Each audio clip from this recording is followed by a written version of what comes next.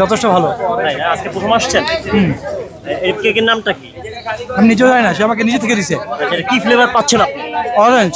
বাড্ডা থেকে আসছি। বাড্ডা থেকে কেক খাওয়ার জন্য আসছেন? কি বলেন?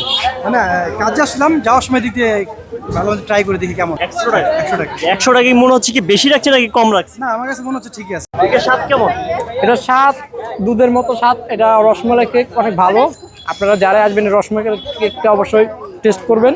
কোথা থেকে আসছেন আপনি? আমি ক্যানিগঞ্জ থেকে আসছি।